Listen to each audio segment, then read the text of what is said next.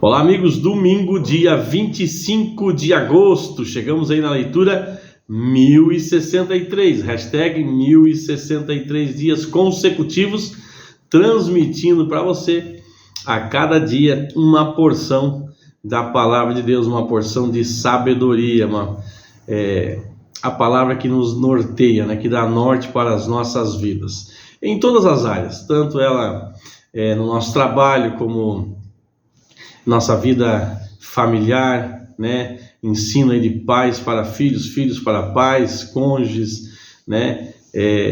Fala sobre perdão, fala sobre o mais importante, sobre nossa salvação, que está aliada aí ao perdão, né?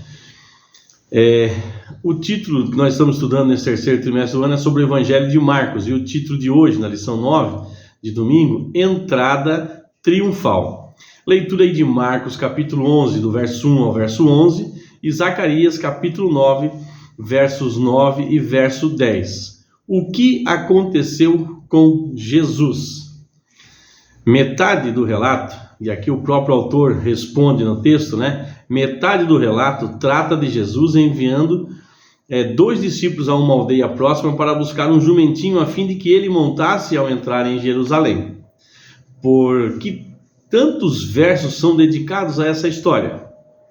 Podemos dividir a resposta em 2 partes. Primeiro, esse evento mostra os poderes proféticos de Jesus, ressaltando a dignidade da sua chegada ligada a esses eventos, a esse evento para a vontade de Deus, ou seja, a vontade de Deus, né? Segundo, esse aspecto da história está conectado a Zacarias capítulo 9, verso 9 e verso 10, que fala do rei entrando em Jerusalém montado num jumentinho.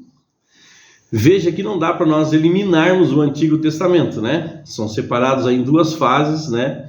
Antigo Testamento e Novo Testamento. Um fala sobre a profecia e outro fala sobre o cumprimento, né? O cumprimento da profecia.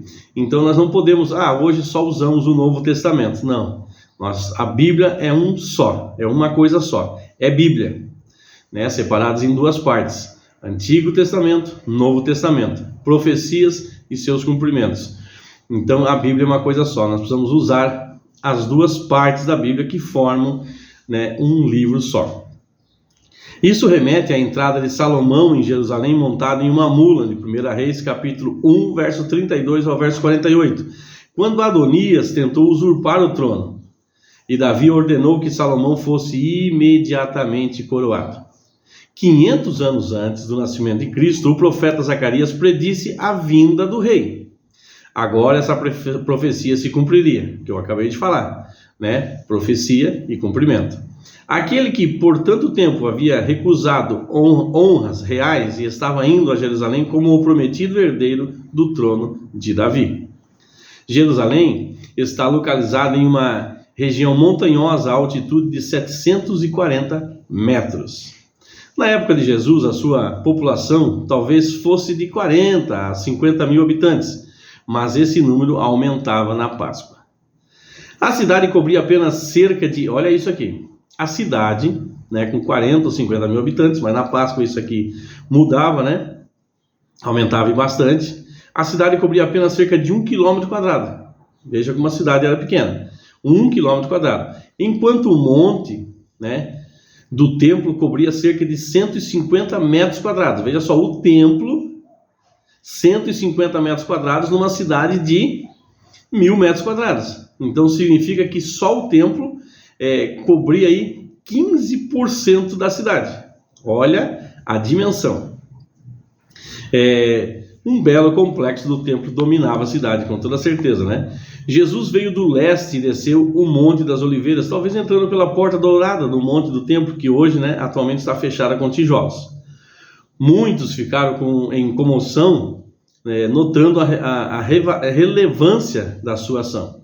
A multidão gritava, Hosana, que significa salva-nos agora, mas que acabou significando louvado seja Deus. Antes, Jesus havia pedido que guardasse segredo, mas agora ele entrou abertamente em Jerusalém numa ação simbólica ligada à realeza. Foi ao templo, mas sendo tarde, olhou em volta e foi para Betânia. O que poderia ter se transformado em uma revolta terminou em uma saída silenciosa, mas o dia seguinte seria diferente. Sentar-se em um jumentinho transmite a ideia de humanidade, de humildade, né? Por que essa característica é importante? Porque essa é uma característica importante dos cristãos.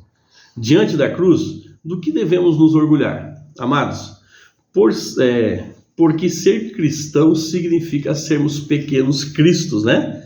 Por isso devemos nos orgulhar, porque somos modelos dele hoje. Amém, amados? Louvado seja Deus. Vamos orar? Pai amado que estás nos céus, obrigado pela tua palavra, Senhor. Obrigado porque todos os dias, Senhor, o Senhor nos orienta através dela. Obrigado, meu Deus, pela lição da escola, que todos os dias nós temos essa porção que nos ajuda a nos mantermos firmes, Senhor, na tua presença, que nos chama a pedir perdão, que nos chama a liberarmos perdão, que nos ensina que o amor é uma ação, é uma atitude, que o amor não é um sentimento, que o amor é um mandamento. Obrigado por nos guiar na tua palavra, Senhor. Obrigado por ser o nosso melhor amigo. Obrigado, Senhor, por nos confrontar, Senhor. Confrontar o nosso eu, o nosso ego, e mostrar aonde nós estamos errando, e nos abraçar e nos afagar, mostrando que quando estamos no caminho certo, e que devemos ter cuidado para não cairmos, para não nos desviar nem para a direita e nem para a esquerda. Pai, que essa pessoa que está ouvindo agora, Pai, que está nos acompanhando a tua palavra, possa ser tocada e agraciada pelo teu toque, pela ação do teu Espírito Santo, que ela possa, a partir desse momento, Senhor, sentir um refrigério na sua alma, no seu espírito, que possa ter um desejo tão profundo por ti como nunca teve antes. Esse é o desejo do meu coração, é o que eu te peço e te agradeço, no nome santo de Jesus. Amém. Abraço, meus amigos, e abraço aí aos nossos amiguinhos.